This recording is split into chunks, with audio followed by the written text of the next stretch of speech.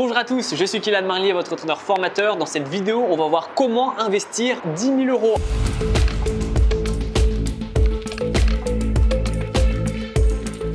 On va s'appuyer sur 3 leviers différents, les ETF, les actions et les cryptos. En fonction bien justement de vos préférences et de votre expérience dans l'un des 3 leviers, eh bien mettez plus ou moins d'argent. Là, je vais vous donner une base, je vais vous donner un schéma à suivre. Maintenant, évidemment, si vous avez déjà suivi des formations en bourse par exemple, eh bien privilégiez le levier de la bourse. C'est d'ailleurs le premier, la bourse. Qu'est-ce qu'on va faire quand on a 10 000 € à investir et qu'on veut les investir en bourse? Moi, je vais vous conseiller d'investir dans les actions qui sont les plus safe, celles qui ont un plus beau graphique, qui bougent tout le temps, qui sont très anciennes. Comme ça, vous avez de l'historique. On a des historiques sur les crises, sur des événements fondamentaux, etc. Comme par exemple Apple, Microsoft, LVMH. Voilà, ça, ce sont des actions. On ne prend pas beaucoup de risques en disant d'investir dans Apple ou d'investir dans Microsoft, etc. Donc, vous allez pouvoir avoir la possibilité d'investir dans ce genre d'actions qui sont très puissantes, qui versent des dividendes ou non. Par exemple, Apple et LVMH ne versent pas de dividendes, alors que Microsoft verse des dividendes. Donc, justement, en fonction de votre stratégie et de vos envies, vous pouvez aller vous tourner vers d'autres actions qui versent beaucoup de dividendes ou qui n'en versent pas beaucoup, mais qui ont une belle croissance haussière. Et ensuite, une fois que vous avez décidé d'investir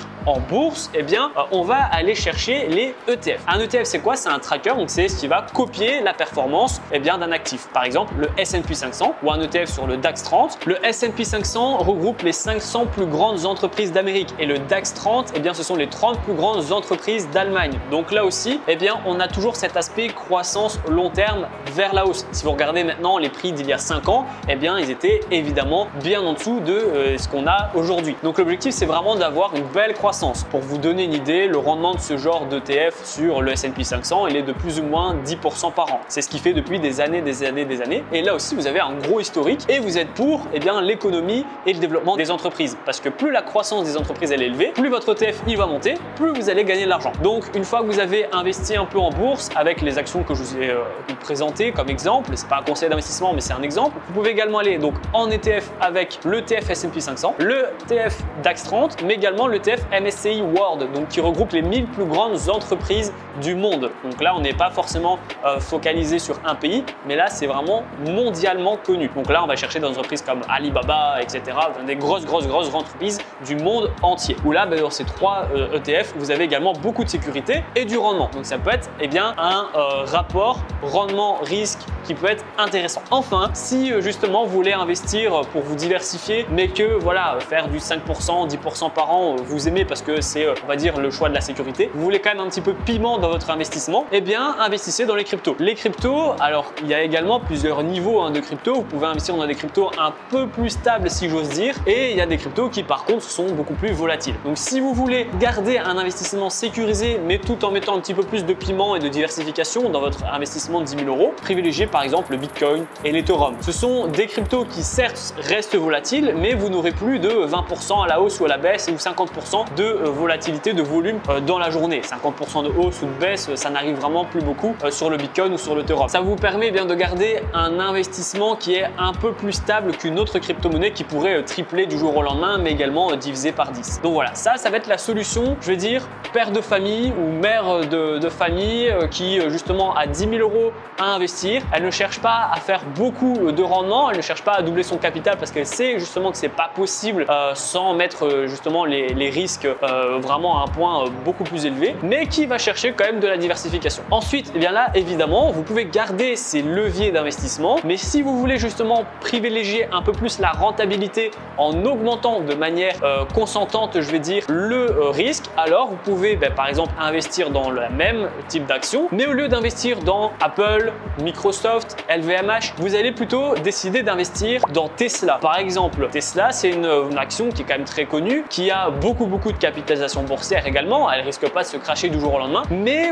qui est quand même un peu plus volatile. Ça peut jouer en un tweet, en une annonce fondamentale également. Donc ça vous permet d'avoir un petit niveau en plus de rentabilité parce que ça va bouger plus, mais c'est quand même un petit peu plus risqué. Et pourtant, vous restez dans le monde de la bourse. Pareil pour les ETF. Là, je vous ai donné l'ETF S&P 500, DAX DAX30, MSCI World, etc. Ce sont des ETF qui bougent pas beaucoup, qui vont vous donner un rendement qui est stable, qui est serein. Maintenant, si vous voulez tenter encore une fois un petit truc plus rentable mais qui est un peu plus volatile, eh bien j'ai fait beaucoup de vidéos justement sur ma chaîne YouTube où je vous donne plein d'autres ETF. Il y a plein d'ETF, il y en a qui regroupent les actions qui vont verser le plus de dividendes pendant le plus d'années. Il y a des ETF qui vont favoriser la rentabilité. Donc là aussi, vous pouvez choisir le juste milieu entre bien l'ETF qui bouge pas du tout et l'ETF qui pourrait doubler du jour au lendemain, mais également s'écraser. Et ensuite, pour la crypto-monnaie, si vous voulez encore un investissement plus rentable et un peu plus risqué, eh bien n'investissez plus dans forcément le Bitcoin et l'Ethereum, mais plutôt dans une crypto-monnaie qui est un peu plus volatile, comme par exemple le Ripple, le Litecoin. Voilà, ça ce sont des cryptos qui certes ont de l'historique quand même. Là, ça fait quand même quelques années qu'elles sont présentes, donc vous allez avoir un bel historique, mais ce sont des cryptos qui sont quand même un peu plus volatiles que le Bitcoin. Et elles, pour le coup, eh bien, elles peuvent faire un 40-50% de variation en 24 heures. Donc là, voilà, ça vous donne en fait un degré d'investissement. Si vous voulez investir 10 000 euros et que vous pensez que vous êtes au casino et que vous en foutez vraiment de la sécurité, vous, ce que vous voulez, c'est la rentabilité, eh bien alors investissez dans des actions qui sont très volatiles, dans des ETF qui sont très volatiles et dans des cryptos qui sont très volatiles également. En fait, vous avez compris, mais peu importe votre levier d'investissement, vous avez des niveaux. Pour conclure cette vidéo, tout va dépendre également du moment où vous avez les 10 000 euros pour investir. Si vous avez 10 000 euros à investir maintenant, mais qu'ensuite, eh bien, vous n'allez plus du tout investir, alors au lieu, par exemple, de faire 1 000 euros Apple, 1 000 euros LVMH, 1 000 euros Microsoft, 1 000 euros S&P 500, 1 000 euros DAX30, 1 000 euros MSCI World et 1 000 euros Bitcoin et Ethereum, eh bien, ne faites pas comme ça. Privilégiez le DCA. Le DCA, c'est quoi? C'est le Dollar Cost Average. J'ai également fait une vidéo là-dessus. Par exemple, vous allez vous dire, j'investis 200 euros chaque mois, peu importe les prix du marché. Vous allez vous réveiller, vous voyez qu'on est le 2 mars, c'est le jour d'investissement, vous allez mettre 200 euros sur Apple, 200 euros sur Tesla, 200 euros voilà, sur ce que vous avez choisi. Et puis, arrivé au 2 avril, vous remettez vos 200 euros. Et vous ne vous souciez pas du prix, vous faites ça de manière régulière. Ça vous permet en fait surtout d'avoir un point d'entrée différent pour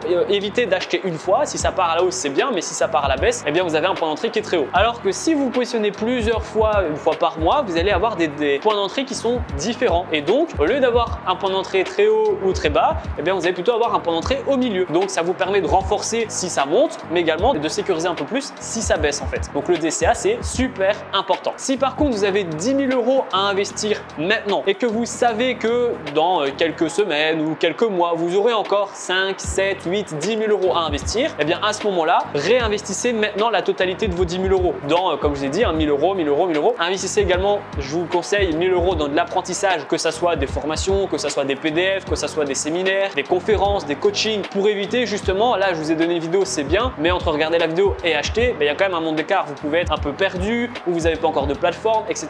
Donc c'est bien d'investir dans de la connaissance pour être certain de ne pas cramer votre capital. Mais ensuite, si vous êtes certain de récupérer un capital conséquent dans quelques semaines, voire quelques mois, de plusieurs milliers d'euros, eh bien vous pourrez réutiliser ce type de capital pour le réinvestir et encore faire en fait un DCA. Donc tout dépend de combien d'argent vous avez et si vous allez encore en recevoir ou si c'est un investissement que vous allez faire et puis plus jamais investir dans 6 mois, 1 an ou avant 5 ans. Ça évidemment, c'est à prendre en compte. Donc voilà comment moi personnellement j'aurais investi 10 000 euros. Si j'étais débutant, que je repartais à zéro, que j'avais pas de capital, j'utiliserais ces 3 leviers d'investissement et je ferai une stratégie de DCA ou je ferai même une stratégie un peu plus agressive en fonction bien de si j'ai plus ou moins d'argent qui va arriver. Ça c'est en fonction de vos finances. Pour le coup, je peux pas trop vous aider là-dessus. Dans tous les cas, dites-moi en commentaire combien d'argent vous avez déjà investi en bourse, si vous comptez réinvestir en faisant cette technique de DCA ou si au contraire vous avez investi une fois et après vous en occupez plus. Je serais ravi d'avoir votre retour dans l'espace commentaire. Si la vidéo vous a plu, n'hésitez pas à la liker, à la partager et surtout abonnez-vous. Moi je vous dis à très bientôt